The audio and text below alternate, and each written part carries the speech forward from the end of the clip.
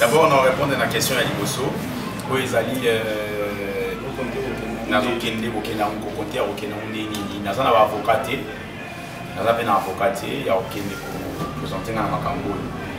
D'ailleurs moi aussi j'ai du mal à se présenter ngamoko directement parce que ba commettre baka na bango sionga ce qui influence ya le bombi et tout influence bandeko bafundinga ils na la police.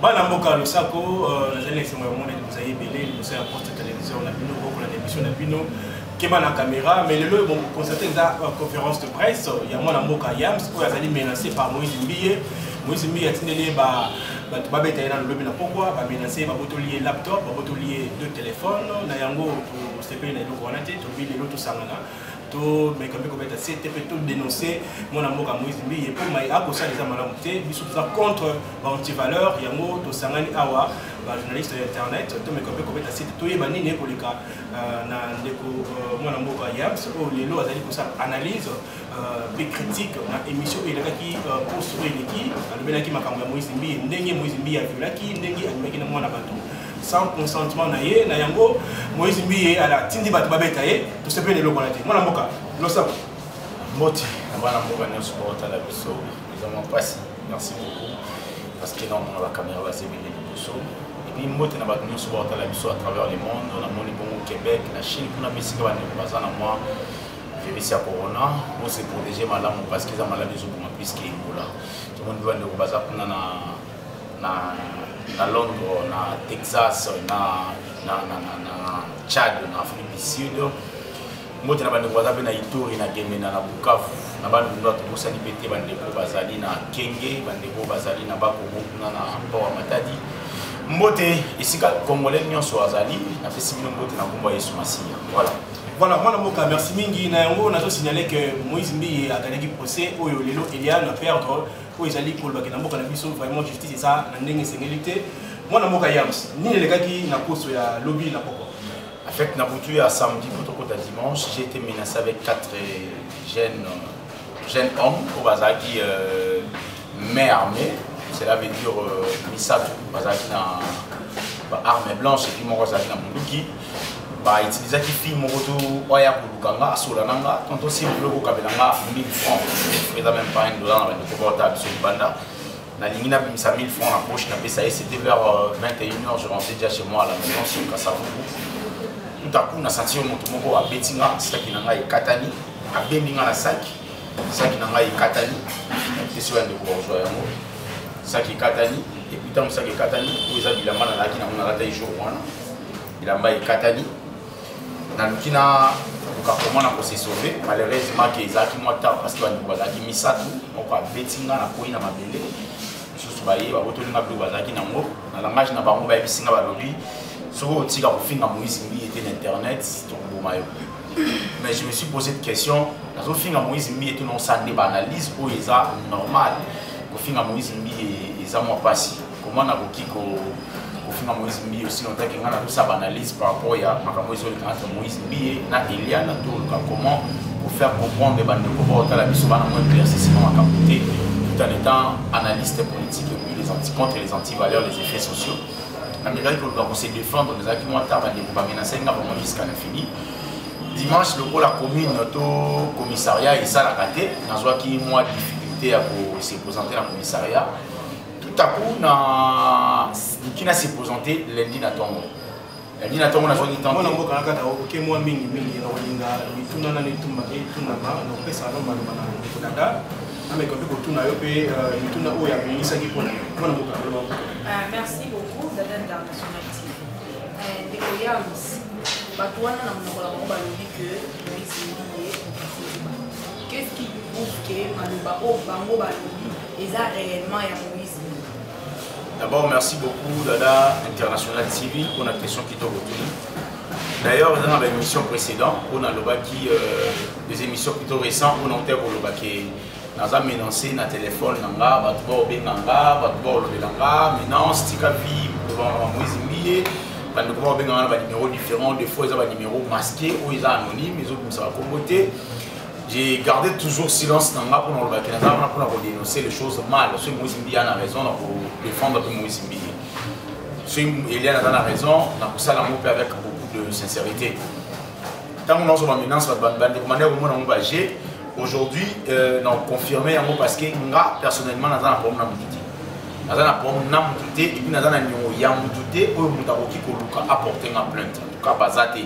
Nazana conscience nanga akoko sabino mais conscience nanga témoin et rappeler nga nyungu ya mutu moko te na nango ou problème ya mutu moko ngaza nango et qui quoi apporter na makala to na face à face na la police to na justice les aki si opuyo on a ke bandi ko na ba ebisinga ba bi tika kotanga kombo ya mbi tant ba ebisinga bongo du coup je me suis rappelé na makambo ko to ba ki récemment na makambo ya ndiko na biso avocat ou website qui peke so continue kombo ya mbi et to masasi.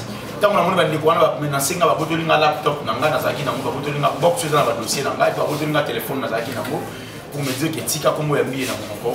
C'est là que j'avais compris que Ezali, par rapport à la menace au Nazwa qui avant, et puis Ezali par rapport à Makambo Bomba Loba qui n'a compris que Ezali après près, ils sont qui après près na Makambo Bandeko Baïkisaïnga. Voilà pourquoi na mécanique au sab analyse, des poussées dans la baquette. Ce que là Moïse Mbi était, l'un de ses collaborateurs pour batailler peut-être des missions à la Salaki, des Bambaki, c'est le bon moyen pour porter une plainte à se présenter dans l'État. Voilà. Merci mon Mboka. Mon Mboka Mutuna. Merci beaucoup. Question dans les par rapport au Yams Nabappel, au bâtiment avec le Bing avec Bata. Comment Moïse Mbi est allé. En fait, d'abord, avant de ça, Moïse Mbi, je suis analyste politique. Dans sa émission où il a plus intéressé sur politique, comment le Congo évolue côté positif et négatif. Si j'ai dit Nazaki mélancé par rapport à Moïse Mbi na Kosi. Dans le but que tant qu'on a banni pour ça une émission politique, les lotés, Takala, on a banni pour ça une émission politique, mais tant qu'on a banni pour ça une émission, il y a Moïse Mbi. Dans une émission, on a Salaki, il a plus de 90 kilos déjà et 100 kilos, cela veut dire 100 000 personnes ont regardé cela. Est-ce que Batunion sur Bazaki ou Bazaki Ponga, contre Moïse Mbi? Là, entre guillemets, je ne sais pas. Mais tant qu'on a banni pour ça l'émission, c'est à ce moment-là qu'il a remis pour recevoir appel de menaces. Que Tika, comme Moïse Mbi, on se le dit, c'est un que Tika comme Kabila dans mon Konayo, Tika comme il y a chef de l'État, chef de président de Tshisekedi. Etienne Namonokonayo, Félix plutôt, tout Tika Ndekoya, comme il y a Monokonabiso Shadal. C'est un clair Tika Ndeko, comme il y a Ndekonabiso Namonokonayo, eux ils allaient Ndeko Moïse Mbi. Tant qu'on a vu la menace, on a compris qu'ils allaient directement Ndeko Moïse Mbi, peut-être derrière ça, derrière Makambo Zoleka. Mais na zoé baté, ce qui est aïe, mais Batou, n'est pas ça pour Bima, n'est pas ça qui menace ce jour na kombo na ye. Alors je sais pas ce que les alliés baza ba fanatique na ye to baza ba collaborateur na ye direct ne ba menacer nga. En tout cas ici ka on a un mois en état on a une convocation du coup on a que na éviter convocation yé et yé ko lukanga directement et bananga na moni yango et koti et pour la deuxième fois on a eu deux convocations lobi yaki moko le yé. Donc la moni bazo précipiter nga vers mandat d'arrêt. Donc il y a un mandat d'amener.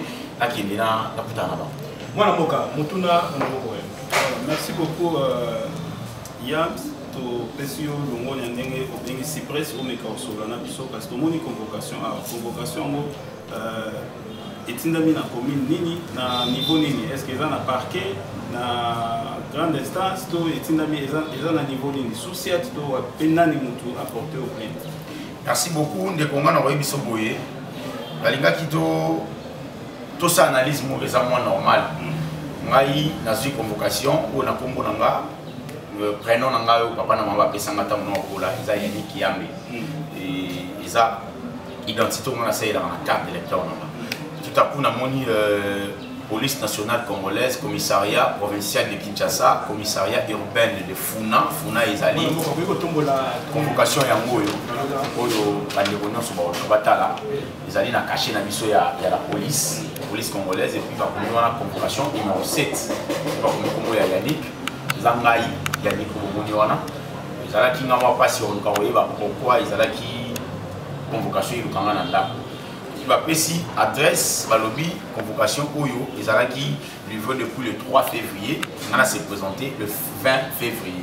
Je me suis posé une question na problème nini o nga nazanamo natuni bango motif ba bisinga ki récupérer clé ya ndako tant on a meki ko sona na mettre avocat et bisinga lobi ba pesi motif wana pour ebenda yo quand même pour oyebate nanyo yo afundi yo parce que ba komi muta fundi ngate ba pesi motif wana pour ba caresser ngai na que le verbe bango et puis ba tendre nga au piège mais ngai consciemment na yebi que naza vraiment na problème na batuté ya on a bandela à chaque fois na problème na batuté naza na problème oyo na juba menace tongo midi pourquoi ils a makambo ya ndeko na biso Pasteur Moïse Mbi le quoi na bande ko makambo ngo tout à coup tant on a moni convocation na comprendre malamoko que ils allaient peut-être par rapport à la menace au nazwaki parce que n'importe qui déjà plainte contre Koni par rapport à la menace au nazwaki samedi et dimanche zaki lobby lundi na ngaki na kende sous la police na moni convocation yi nazaki obligé à se retirer na ni le mardi na convocation mususu nazana pour mon côté na bandeko mususu ou na internet to na ndeko bandeko mususu to ya politique donc à part ndeko yo ndinga bafunde ceux qui na sous question parce que na moni convocation mais sur le plan juridique to moni ba komika ba Yannick baboza lebele là on est les justifier bena keza yo bien que ba yaki na mopana.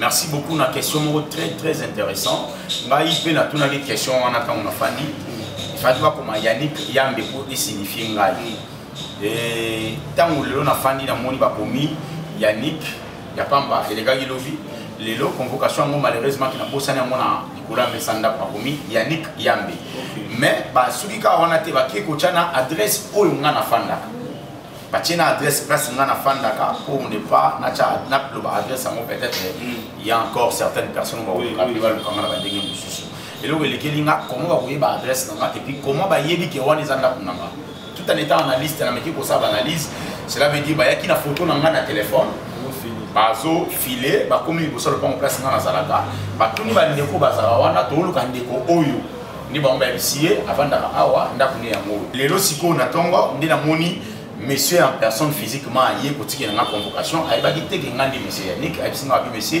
bonjour et ça monsieur Yannick ye bisaye aza na convocation ou la deuxième convocation na nyala na ko tina ndako to vanda to sola na duka na ba qu'est-ce qui se passe mais na ndenge na mona ki na bi bon akende lokola na mona ka avocat to me ka solo et puis avocat ibisanga ko mona ça c'est ça. Merci mon avocat na pression maloba dekoyamba olobi convocation eyaki balu Pasteur Moïse Mbi mutati selon yo oleki na ba émission conscience mezo reprocher oteke ofingaki Pasteur Moïse Mbi okoki poza na ngambo Eliane basali oje wana te ko le kaka na sima Pasteur Moïse Mbi. Ce qui est vous allez bongo, moi personnellement et vous allez pas si merci pour la question Anna. Et vous allez pas si ma casse sur le monde que je n'étais pas là où je suis pas là pour défendre ni Moïse Mbi comme pasteur de père spirituel église Bethel. To na condamné Pasteur Moïse Mbi plutôt je disais dans l'émission dans Nyonso où non le bas pour ne pas na revenir on a le mot le bien se reprocher.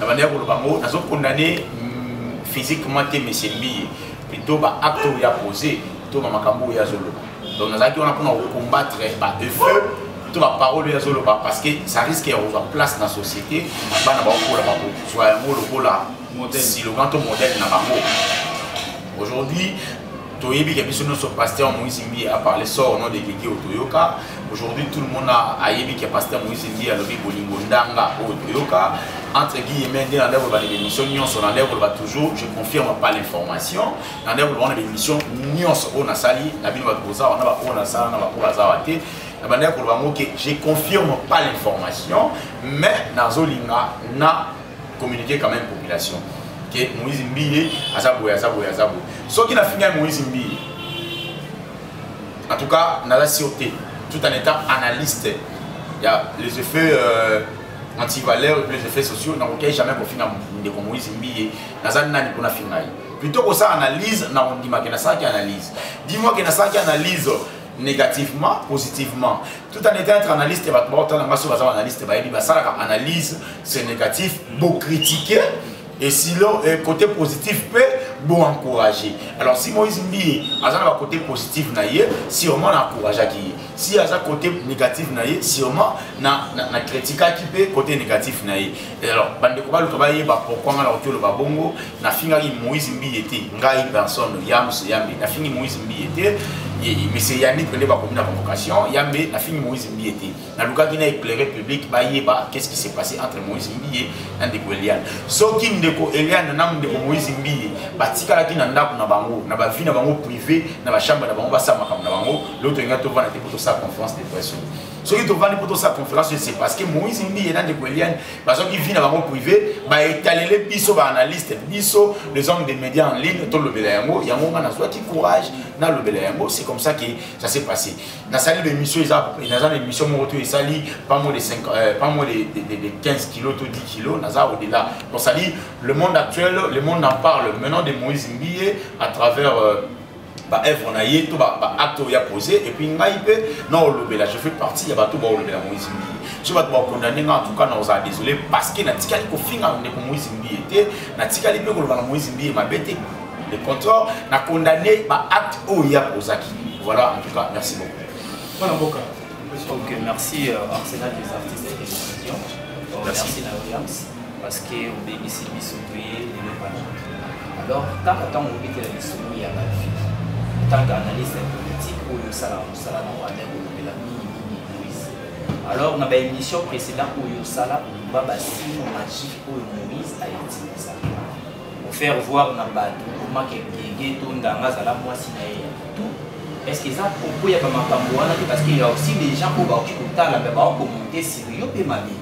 Alors bateau mususu pe bateau sur faute c'est comme si tant Moïse akenda ko sala ba makambo na ya mulili yo accompagner kae après ce bobi bani comme ça pour le ministère au monde mabaïba. Est-ce que ça pourquoi ba makambo atendi zo sala ke ba menacer yo? Merci beaucoup. Moi, en tout cas, d'abord une petite rectification. Une petite rectification. Tout nous avons éclairé public. Bisous aux alliés, les lots. Voilà, bisous aux alliés, le fond pour le peuple de la lumière. La Bible a dit celui qui reste dans la ténèbre a revenu en la lumière. Ça serait une très bonne chose. Mais celui qui est dans la lumière, il ne peut pas aller dans les ténèbres, c'est l'abomination. Là, c'est la Bible. C'est sa question dans le Arsenal. Dans la Bible, tout le monde n'a pas clip de Moïse Mbié, n'a pas de téléphone. Il y a des franco pour nous. Sur la ligne de Nabiso Gims. Boisa renommé dans le monde, Azana Mabogoné à Salaboye, sur la ligne de Michael Jackson renommé dans le monde, star du monde, Azana Mabogoné Boye, sur la ligne de Belé, Azana Mabogoné Boye, Toyibi qui est basé dans Katia Loge, tout basé dans Katia occultisme et Makassi. Sur la ligne clip, il y a un Moïse Mbié, il y a ça là, étoile. À Sali, clip mon arrêté étoile, je me rappelle plus la titre, on a même barre, il faut la dire, ballon gaïté, Zimboana, sur Talia Mona Moïse Mbié, tellement na kata étoile, étoile, les alliés, dans le monde spirituel, étoile, les alliés, et le repos, les alliés là, étoile, les alliés star. Alors, tant que mon Moïse Mbié a tenu na kata étoile, les étoiles de David, si on continue à l'école luciférien, au monde étoile, comment ça signifie? Quand on a Google comment étoile luciférien, au monde étoile comment il a signifié. Il y a école luciférien. Tout le monde a dit yango et tout à coup il tout dévoilé yango. Pour le rater tout ce cabane, on va vivre en ignorance premièrement. Deuxièmement, tout le monde Moïse Mbié a joué beaucoup dans la clip, tout dans la conférence de presse dans celle qui l'autre fois on a concert moi avec qui si je me trompe pas dans un grand hôtel, tout dans Pullman, Bablo au moins bon on a parking je crois. Je crois les égos à Bakoto, on a suivi en moté, on a sa précision en moté, à ça, on a beaucoup pour une conférence de presse.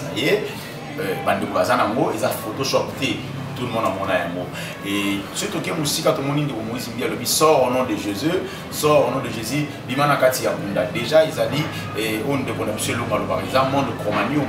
Monde Chromanium, ils ont dit, bateau va vivre en Katia. Il y a voyage astral, bateau va vivre en Banda, par exemple, Bakunda va monter, Bakenda peut place monter, par exemple, le monde Mogo, ils ont dit astral, c'est-à-dire, tant que Bimana Katia Kunda, tout le monde sort au nom de Guégué, déjà, ça signifie beaucoup de choses. Et puis, c'était pas sort au nom de Jésus. Surtout que Moussika Makasso, mon ami, on a mis souvent Bendou Maïba, sort au nom de Guégué. ndeko na biso ayemba gégé voilà ils ont un nzembo ya amen je crois entre manjito ils ont mangé voilà ils ont amen surtout qu'il lisusu bandeko mosusu je confirme pas mais nayoka yango parce que balobela yango nayo misamba ayemba gégé makalamba ayemba gégé. On a parlé de ça et ça date déjà et puis Ekei. Aujourd'hui, tout le monde a bolingo ndanga au Moïse Mbia Embaki. Si vous avez un amateur, vous avez un doute, na bimisi téléphone na chiango, boyo ki mutu na butulo ka bolingo ndanga. Izali bolingo ndanga ya liboso tango il y a na mobali wa joie ki mobali na ye na kata scénario, ba fan na kata église. Ye oyo bolingo ndanga ye oyo na lotaki yango na ndoto bolingo ndanga. Eza bolingo ndanga ya liboso aloba na nzembo terme wana ya liboso ma bolingo ndanga bandeko boso baza na analyse mo normal baluka yango batala yango tant to remarquer makambo wana nyonso to comprendre que ndeko mbi a certainement des faillites alors to ki kotika bongote il faut non pas seulement to décourager na misala oyo salama aussi il faut to luka to soutenir œuvre de Nzambe œuvre de Dieu na bandeko baza na kati ya occultisme envoûtement il a dit bango ba oyeba teke baza na kati wana la Bible dit mon peuple est pris par manque de connaissances wana les ati ya bandeko oyo bavanda na ba ba mais masama to agenya to castel ndio bandeko non basala la Bible dit parle de mon peuple est pris par manque de connaissances ya bato baza na kati ya Nzambe mais ba oyeba te Bible le biyo fa ko ça mais témoin de Jéhovah mais yo ko ça mais na vita Bible le biyo fa ko ça mais na vita yo ko ça mais na église de réveil mon peuple est pris par manque de connaissances Bible le ba yango wana est-ce que bandeko ba yo sambe na l'église ya Moïse Ngi baza sûrement conscient ba sambe na ba sola na Nzambe directement le Nzambe baza sur Nzambe ya indirectement Nzambe baza Nzambe ya directement raison pour laquelle les deux attendent les katana Nzambe la bisa biso extérieur na intérieur na yi donc le logo on encore ba yango wana to tika ko ba ki ngana ko ndane do kumbi to to ko ndane ba acte auto monique do kumbi ya pozaki tant de monique bolumbu ya de na biso il est na TV j'étais obligé à relever yango parce que aza mwasi lelo oyo ndeko kumbi ya ozo mwasi obala mais ndeko mobali ni na olinga abala mwasi oyo bolumbu na ye monani ala aux yeux de tout le monde bolumbu na ye nzoto na ye sambu na elongi na ye tina makolo na ba bayi ke koza ndeko Eliane ndeko akoluka bala ye ezamwa pasi et surtout que à côté il salamié na monde moko ya mutu mo za sous célèbre na monde aujourd'hui actuel Moïse Mbiye donc il a pas ndeko Eliane na sorti matin attaquer na pas pour mon fin fond le WhatsApp les a partout bandi ko za mitakala ya ndeko Eliane tina fin fond est-ce que on a changé vite ma comme na fin fond au mobile musu oluka bala mais tant on a yo Moïse Mbiye publié ka déjà tout bandi ko Moïse Mbiye tout quelque part publié ka déjà ça sonnera mal réputation déjà bafouée donc voilà merci. Moi non question s'il vous plaît par rapport à la dénonce tant aujourd'hui ba dénonce parce que c'était comme ya Moïse alors tant que yo mutu ba menacer ba botoler ba téléphone tant oyeki que basali batangi beaucoup plus comme ya Moïse et tant que et nous ni yo ba ça parce que ceux qui te remontent la convocation na maloba ya bato wana c'est qu'ils ont Moïse sûrement. Merci beaucoup. Ngana oloba boye eloko ya kosala en tout cas pour nanga ezaki fali na porter na plainte contre Koni pour na bato ba menacer inga. Ba menacer inga butu ya samedi to kota dimanche et ba menacer inga. Ba bisinga ba tika kombo ya Moïse. Déjà na ba menace na téléphone de manière koyoka ba oloba nanga tika kombo ya Moïse na monoko na yo so tikité to boma yo. Tant on a vu menace ya tika kombo ya Moïse ba boto linga ba téléphone ba senga ma nyonso. Ezaki butu ya samedi to kota dimanche vers 21h 22h. Et tout à coup, tant on a donc dimanche, la police m'a arrêté pour porter plainte. Lundi, c'est un mois difficile de porter plainte parce qu'il y a une émission à la salle. Après, on a vers 19h, on a une petite convocation au à la porte. Dès que bengi bandebonanga travail à Bango, na bengi bango ndeko elonga na bengi pe ndeko shikazawa na esi bango non naza na convocation oyo ndeko Moïse Mbiye na éviter soki eza ndeko Moïse Mbiye to eza nani mais ngai naza ko se reprocher naza na première mututé Dieu m'attend parler naza na première mututé mais comment on cause la convocation oyo euti directement dans la police il y a pas na ngai ba yebi ndako nanga ndenge nini ilo poser une question ya mwana. Tant on a fandi na bandi ko saba analyse na bandi ko saba analyse dès na yo mona bandi ko menacer nga bandi ko basala pour dès na meko so na mettre avocat na bisier na ke na porter plainte na bisinga bi so ko porter plainte na même commune parce que ça commune ya funa pourtant avant na commune Funa te ils ont la commune Funa où cela veut dire commune Kalam où ils allaient papa na bisoka di maza bourgmestre on avant na commune monate mais na moni quand même ba présenter ngana ba souci to ngana ko kende ko se défendre to ngana ko se présenter et c'est un commissariat de Gambela sous commissariat de Massimanimba poste de Chaumba Chaumba eza kuna côté de mon ndaba Moïse bo ezali na ndaba Moïse eza poste na Chaumba ndaba Moïse kavanda eza na Chaumba convocation numéro 7 na yebité soki naza na problème ya nani mais na yebité en tout cas ngai consciemment za comment monter et puis à part l'émission on ça là ceux qui m'ont dit funda kio c'est que ça na émission bataki émission mais na fini Moïse Mbi était na condamné kaka ndeba acte on de Moïse Mbi a posaki soka na lobby mon na émission belé soki to komi na procès otina suka to moni que Moïse Mbi a na raison to komi ça y est na TV de to ça émission de to ba ki mabé na TV négativement to le capé na TV pour dire que ndeko Moïse Mbi limbi sabso na bato ba na yo ndeko Eliane osala ki mabé okende ko funda boye en tout cas aux agentité voilà au ici crédibilité à ndeko Mobali c'est comme ça j'avais promis à la télé et puis j'avais promis à toutes les fanatiques merci mon amour Yams ngana ko batsa mutuna après to besa suma de ko ba na ko ka ngana mutuna yo boye zobanga te lelo Moïse Mbi ya na bongo za capable ya ko atala pour exemple ya Eliane a réussi à gagner procès wana par rapport à renommé naïe par rapport à samedi les nayoka qui paraît aussi ça samedi aux autres les lots mettre vie en danger quelque part mais ceux qui les lots ceux qui Moïse Mbi m'atina qui bat beta yo car il est Moïse Mbi a été sous convocation tu m'as quelque part ils ont flou moi la moka qu'est-ce qui prouve que ça Moïse Mbi j'ai on appelle ba fan Moïse Mbi azana ba fan naïe fan mo ba aussi les gars azabe na bandimi naïe ndimo bo akosa dans sans à consulter Moïse Mbi ya beti yo pe ezala na mope pour na mona ba fan soit wera ba beti mutu sans que wera yo. Merci beaucoup pour cette belle question. Moi je dirais ceci, Papa Chic Moukadi. Nakoloba Boué. Ce qui est allé de Moïse Mbi était mon toit à Fondima à se dévoiler. Mais, maintenant c'est dans le téléphone, nous avons un combo de Bombi. Et ben na combo ya Michel Michel Bakenda tant na benga acteur pornographique.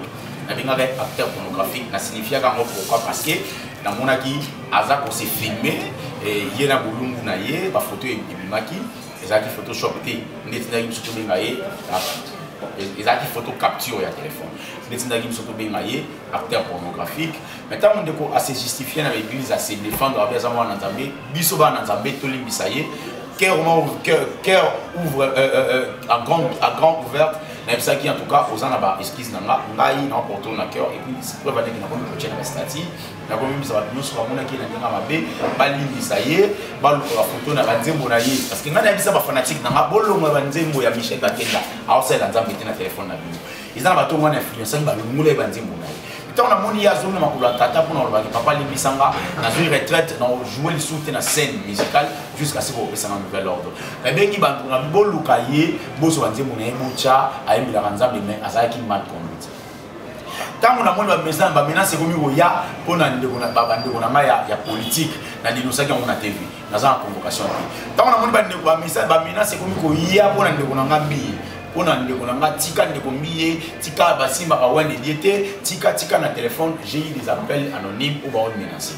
Si tu en as été, boutu ya samedi to kota dimanche, ba menacenga, convocation hier lundi, ngai entre guillemets je confirme pas l'information, mais na minute on a zomona cible on ngana oki ko toucher, ils en ont soit des combiers, soit ba collaboration, il y a ba collaborateur il y a des combiers, mais ils allient na clique ya mbiye ndi baluki ba convoquer nga. En dehors de ça, na aussi suspecté mutu musuté pour naza na première muté, j'ai dit et je répète, voilà. Convocation ok pour se présenter quand oui, convocation hier depuis le 3 février 2020. On s'est présenté le 20 février 2020. Qu'est-ce qui a fait que ça a conférence? C'est ça qu'on parle de Salio, on dit moyen de passer le message directement dans Moïse Mbi et pour attaquer attaque 2 ou 3 personnes en famille et 2 églises par moyen de se justifier déjà avant qu'on commence à la police ou bien des actes. Merci beaucoup. Nzambe kati na biso alobi bobanga te na osala bino ba grand ya monde alobi bino bozana pouvoir ya oloba ya ronyata ba scorpion na ba serpent biso totambola na monde ya ténèbre te biso tobanga totambola pe te na monde ya molili mpo tobanga bato baa na kati ya nzambe e contraire bato baotambola na kati ya molili nde babanga biso ati totambola na kati ya nzambe nga na koloba boye naza na ide moko ya kobanga te naozala moto ya liboso te mpo akota makala naozala moto ya liboso te mpo adéfendre les antivaleurs lelo oyo bagrand nyonso babengana bagrand na baaffaire oyo nga na osala baanalyse politique to baanalyse contre les antivaleurs baserviva na onga na baprison oyo babengana bagrand bango nyonso basala eloko wana. Donc c'est tout à fait normal que ngai nazala appelé na l'état na bangi te le quoi na lobaki makambo wana ndeko Moïse Ndié na presse ya mon affaire appeler presse ba yeba ke bino bato botuna nga ba question bino mbo sitaki nga na loba makambo Moïse Ndié ya moi na faire revenir bino le souci pour comprendre que ba question bino botuna kinga lelo ememeli ngai convocation. Alors, bozala bino nyonso bozala mobiliser oyeba ke ndeko Yams oyo bafundaki ye tobandaki kotuna ba question na biso totunaki ye lelo ba question totunaki ye et faire appeler ye na l'état akomi na problème na l'état par rapport à ba question totunaki ye. Soki boluka bo soutenir ngai na presse parce que je fais partie de la presse, ça serait une très bonne chose. Soki botika nga pe ba ndeko kanganga, ça dérange pas na rokende na se présenter ba kanganga. Donc voilà, mais na yebi ke ba ndeko nyonso na ba ko ba se présenter te ba koya na ba kanganga. Donc tu peut être très na minute muke mona moka su merci beaucoup na conclure na somsa ça Yams na nega lobiki biso to ba ndeko ya bai oui biso to ya mbio. La question que tu as la réponse est là. Alors, Moïse Ndié, il faut que tu analyses tout ça. Et ça, on par rapport à la question de la oui, ils ont confirmé par rapport à boye. Oui, tout ça, c'est mal. Pour lui, tout ça là. Ce qui est ma bête, c'est pour ceux qui ont mis au bomba et ma bête, ont mis au petit ça, c'est ce qui est ma bête. Tout ça, les mots. Donc on a qui Moïse Ndié avec la faute par rapport à bien il y a un peu après non pas après mon attention tout balquer les liens on a ça qui mission la fin guerrière sauf famille porta la famille non na lobaki par rapport à côté cette mission la bêtise et dans ndeko Yams pe a lobaki par rapport à la faute des années mais comme il va montrer la provocation makambo ebele bobo na éviter pour na nga ce qui est dans Moïse Ndié a routine dans la provocation papa ils ont musala tout ça là il y a musala tout ça là question et c'est un gars là le bongo pour par rapport à makamone wa ndeko kelele ezaki bongo azaki déjà que mutu tout déjà comprendre que par rapport à musala na basi na makambo belé le kaki ozomo toujours c'est la samedi toye parce que ya solo na le baki solo na parce que baba na déjà ko kizende ndeko ba boye déjà fina eza mabe ozomo ya mazong c'est biso to ya bakae na ba question que tout na kae to tikae to soutenir. Merci mon amboka. Ndeko, pour la souka, tout conclure l'émission. Voilà, merci beaucoup. Yams Mandé, aux Baba, les côtés avocat, est-ce que vous avez un avocat ou vous avez convocation et puis et là on a soulevé na moni obi poste ya Shaumba est-ce que ça poste oyo na Shaumba pour Shaumba kuna eza déjà sous fenêtre c'est ça merci eza sous fenêtre ou soit eza ya Éthiopie pour banini ba taxi ya Shaumba ezala wana to nini donc na comprendre mon cœur na soyo pozo ita yo tuna merci beaucoup. Comme bien dit. D'abord, on répond à la question à Liboso. Où ils allaient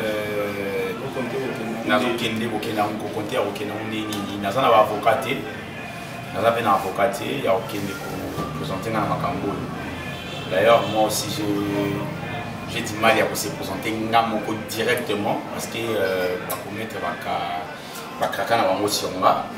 ce qui influence, il y a le combi et tout influence bandeko bafundinga ils sont dans la police. Les lots dans l'état nabiso entre guillemets, je la condamne pas plutôt, je dis la vérité et comment moto ya fundi on dira ça na moi avantage aux ala on doit apporter plainte on dira ça na moi avantage il y a dossier. Le quoi là ndi kwa funda ki mutaliboso ngana fundi na té tout à coup na aux ala la moi désavantagé. Aucun des bons motifs pour baza la possibilité à Ochanga Kraka. Dans ce cas, nous avons sur la biso, la possibilité à Sumanga, pas Sumanga. Il y a pour affronter le problème. Mais ce qui me fait mal, est-ce que Pasteur Moïse Mbi est intouchable? Si ça il analyse est-ce qu'il faut pas mériter la convocation? Je ne crois pas non plus. Ça fait très mal. Ça fait très mal. Est-ce que Pasteur Moïse Mbi, ceux qui vraiment ils ont Pasteur Moïse Mbi, est-ce que Pasteur Moïse Mbi il est irréprochable? Que reprocher était dans ma vie au public bon au monde que Pasteur Moïse Mbi est vraiment coupable dans le Cameroun? Ça me fait très mal. Ceux qui confient le média c'est réprochable. Ceux qui confient le média c'est ça coupable à Kota Makala. Combien plus forte que Pasteur Moïse Mbi? Combien plus forte que le chanteur, musicien Pasteur Moïse Mbi entre guillemets? Et ça passe sur une amie qui est Pasteur Moïse Mbi à Zoukou et à Kosala reproché. Bon, c'est une convocation. Dans un bande de Moussous, beaucoup basé dans la convocation. Bon, bien, bon, analyse, bon, bien, bon, ça l'a été parce que ça a un problème dans Moïse Mbi et dans le parquet, tout là, commis. Moi, il s'est et ça ne va te belé. Mais si quoi, on a la salle analyse, il y a le prophète Moïse Mbi, le pasteur Moïse Mbi, la réserve de l'éternel, entre guillemets. J'affirme pas que ça, la réserve de l'éternel. Dans le Bika Raké, bande de Kobaza est belé. Parce que ça, il analyse de Moïse Mbi. Zoaba Monioso, Luka Bangotine, mon convocation. Na ba chaîne petine mon convocation parce que so tine lika ngai moko convocation ngai en tout cas et ça na pasi makasi normalement na mage satan na lelo azui et sika makasi na mokili bande ko ba chaîne ezebele na leki na ba chaîne ebele pour parler de affaire Moïse Mbi et Elia na leki na ba chaîne ebele makasi bande ko bazu idée ya funda nga c'est parce que batale nga na internet batalanga baluka baluba makabuno so voilà ndeko yangu ndingo lobike oza avocat oya ko landela o procès convocation bâtiment lelo soki avocat s'est présenté et que ça Pasteur Moïse Mbi était ezala makambo no moko boye ozonga lisusu pa so ba journaliste ndingo lobike biso batobenga kayo to poser ba question ozonga lisusu olobake eza Pasteur Moïse Mbi était ba journaliste ba limbisa to bato ba funzo ba très belle question encore une fois nangana le baboye naza ko se reprocher na elo te na bandina pour la 4e fois en procédure naza ko se reprocher na elo moté na nyongo ya mukité na defaki elo ka mukité na yibi mwasi ya mukité na yibaki elo ya mukité naza na rancune na mukité na beti mukité pona zala convoquer na l'état. Ngai naza ko se reprocher que na sala ka analyse politique et contre les anti-valeurs. Les anti-valeurs lelo émission oyo etalami makasi na monde ya internet to na média en ligne les ali ba émission na sali contre ndeko Moïse Mbi. Na critiquer yete na critiquer ba effet na yi. Na sali ba analyse na ye côté positif pour na komisa ndeko Mbi côté négatif na sali na critiquer par rapport à makambo elikaki ye na Eliane par rapport à Bagege. Donc, selon moi, entre guillemets, c'est dans la convocation, je me pose des questions, et ça, nani. Tant qu'on a cette analyse dans le monde, pour la dernière fois, il y a samedi dimanche, tika komo ya ndekombiye, na zaba appel anonyme, tika komo ya mbiye na monoko, na une convocation au lundi le 3 février. Du coup, je confirme que ce que ça était, c'est l'un de ses collaborateurs parce que hier, au fond d'un matin, mais a utilisé le moutou. Avocat ya mungine ni amakasi koleka motema nanga koleka conscience nanga moko azaki en dehors de ça nzambe na likolo ozala avocat et puis ozala magistrat nanga seul moto a défendre na plus koleka nzambe azaki nga na sali eloko na biti moko to sauver peuple de Dieu pour bazo vivre na ignorance ba faire revenir bango pa nzambe ba renouveler alliance na bango na nkolo so ba ndeko ba moni ke biso to luka to sala mabe contre Mbiye to détruire réputation Mbiye ça m'est égal nga na détruire ndeko Mbiye te na sali bilo mabe contre Mbiye. Merci mon amour.